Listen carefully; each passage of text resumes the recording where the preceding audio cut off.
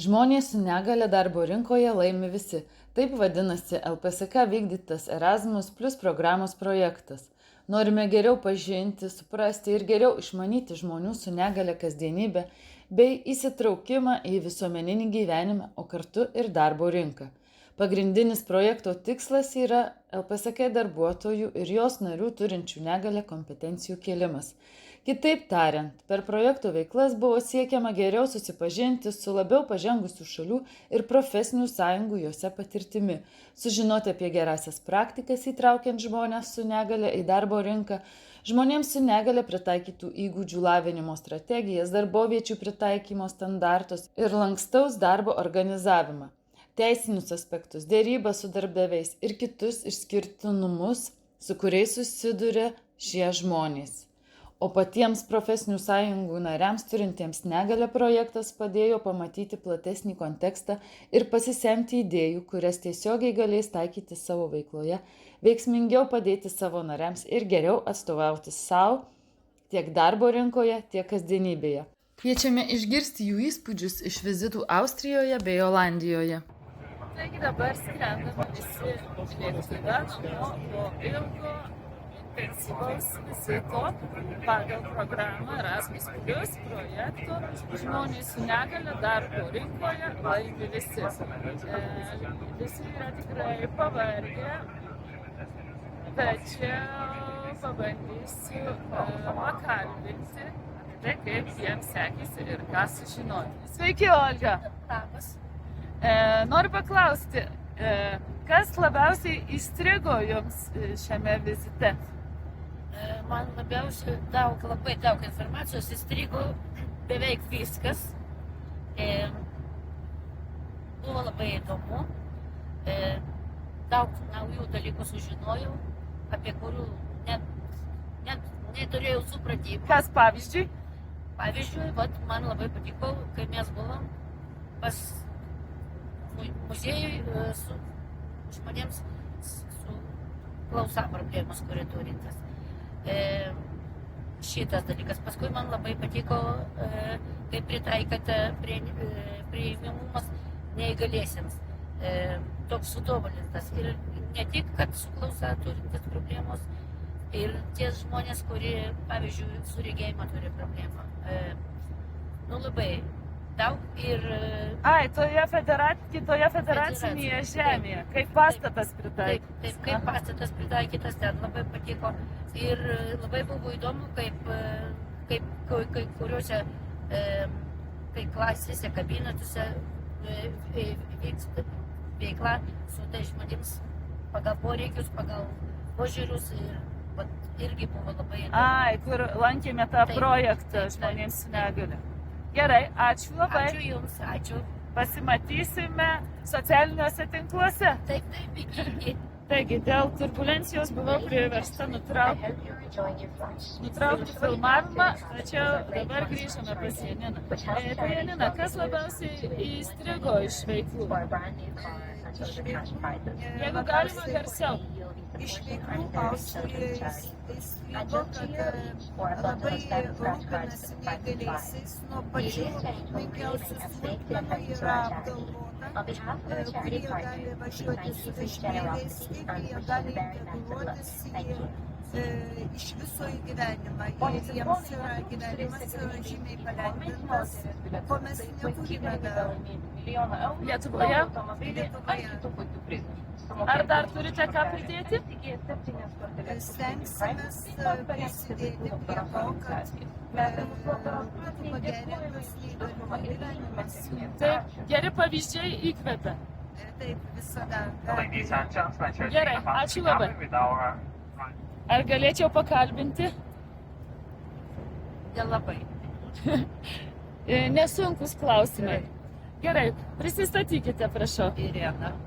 Labai malonu, Irena. Gal galite pasakyti, kas jums labiausiai įstrigo iš visos savaitės mūsų veiklų, ar šiaip kažkas sužavėjo? Man turbūt didžiausią įspūdį paliko tas muziejus neįgaliųjų. Taip, teisingai išsireiškiau. Aha. Kur kurtieji. Aha, ir kas tam muziejuje labiausiai? Labiausiai, kas man patiko, nu viskas. Labiausiai man patiko, kad, nu, pavyzdžiui, kaip atsikelti kurčiam žmogui, ar ne? Aha. Laikrodžio negirdi, nieko negirdi, tai man patiko ta pagalbė. Vibruojanti pagalbė. Taip. Taip, tikrai daro įspūdį. Gerai, ačiū. Sveiki. Sveiki, Prašau, prisistatykite. esu Deividas. Ką jūs veikiate šiaip gyvenime, Deividai? Nu, aš šiaip dirbu su neįgaliaisiais, taip pat profesinės sąjungos bendruomenė susikūrė ir mes taip pat diskutuojame ir rūpinamės. Tai noriu paklausti, kaip jums patiko šitas vizitas, nu, informacijos prasme? Ar galite įvertinti nuo 1 iki 10? Nuo 10 tikriausiai niekas, tai rašau 9, dabar man toks stiprų 9. Stiprų 9. Gal galite pasakyti, kas labiausiai įstrigo, kas buvo naudinga jums kaip pirmininkui profsąjungos, kuris dirbate su žmonėmis su negale? Ir taip.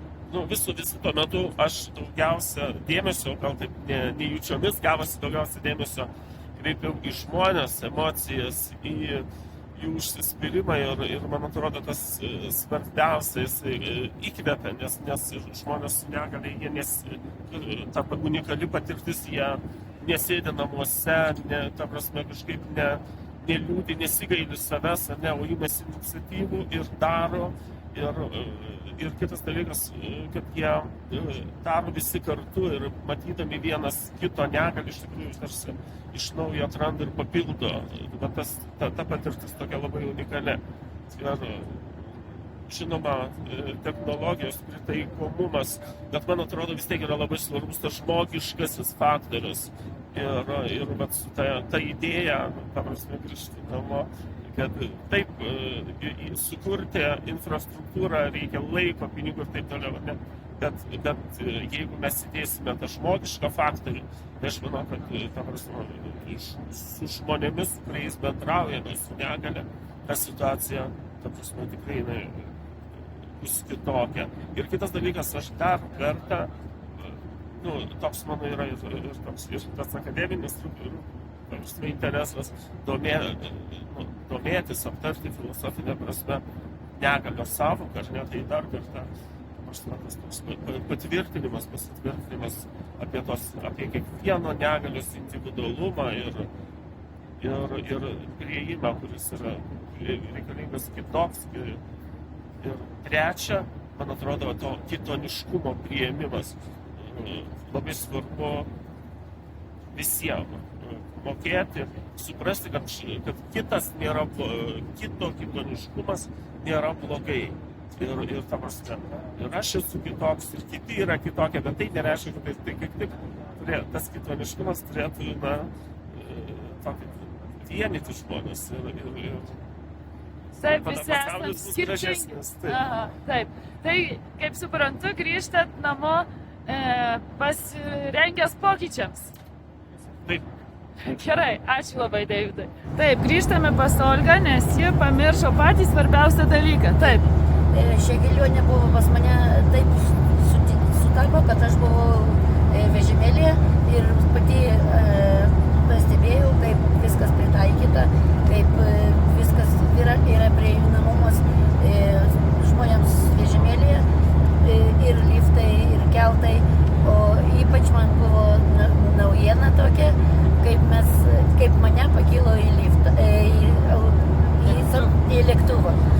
Atvažiuoja toks specialus keltas, pakėlė ir labai taip buvo savotiškai ir taip įdomu ir labai džiugu, kad žmonės turinti tokią negalę gali keliauti visur ir kad jie viską pasitaikė. Taip, prisipažinsiu, aš irgi keliavau su jumis tame kelte, tai buvo įdomi patirtis. Įdomi, pamiršau pasakyti svarbiausia, kad viskas pritaikyta puikiai.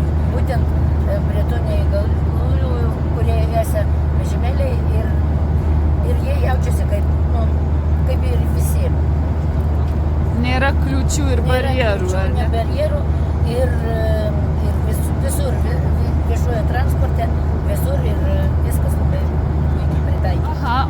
Lietuvoje yra kitaip? Lietuvoje yra kitaip, būtent ne visur yra pandusai, prieinamumas Lietuvoje visai kitoks. Tai dar yra ko siekti, ar ne? Yra. Tai dabar ir žinot, ko tikėtis iš valstybės ir iš žmonių. Taip. Ir žmonės užtat, kad vat, turi neviltį ir jie neišeina tiesiog į gatvę ir negyvena tokią paprastą gyvenimą, kaip vat, pastebėjau čia. Jie tiesiog gyvena puikią gyvenimą ir visur gali apsilankyti ir visur viskas pritaikyta. Bet čia išbandžiau ant savo, kaip sakant, kailės. Gerai, sveiki, Lina. Malonu. Noriu paklausti, kas jums labiausiai įstrigo vizite Olandijoje? Man labai įstrigo, kad žmonės padeda neįgaliems įsidarbinti ir tvarumas. Ir kad žmonės perdirba ir panaudoja žaliavas, ko mes galim pasimokyti. Tai labai smagu, tai labai ačiū už galimybę. Gerai, ačiū jums. Sveiki, Janina. Kaip jums patiko vizitas? Sveiki. Vizitas iš tikrųjų buvo labai įspūdingas ir nepamirštamas. Labai didelį įspūdį padarė Niderlandų organizuotumas ir supratingumas dėl neįgaliųjų gyvenimo vietų. Supratau, ar galit palyginti? Dalyvavote abiejose vizituose. Kaip manot, kur žmonėms su negalia integruotis į darbo rinką yra geriau? Olandijoje, Austrijoje, o gal Lietuvoje? Aišku, kad Niderlanduose antroje vietoje Austrija, o Lietuva, kad čia kalbėsi, tikrai labai daug atsiliekame.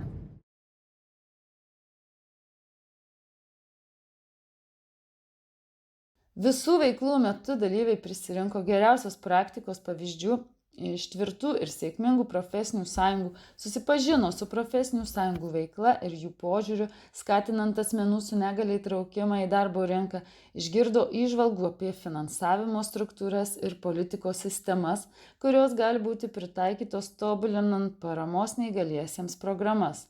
Šios žinios praturtino supratimą apie geriausias interesų atstovavimo, paramos ir mokymo strategijas, kurias vėliau tikimės bus galima pritaikyti ir Lietuvoje. Dabar jau turime nemažai gerosios praktikos pavyzdžių ir galime pasimokyti iš svetimų klaidų ir jų nekartoti. Taigi, mažais žingsniais, bet judame link lygiavertiškesnės ir visai visuomeniai prieinamos aplinkos. Tapo akivaizdu, kad žmonių su negalia įtraukimas į darbo rinką nėra pačių žmonių su negalia reikalas.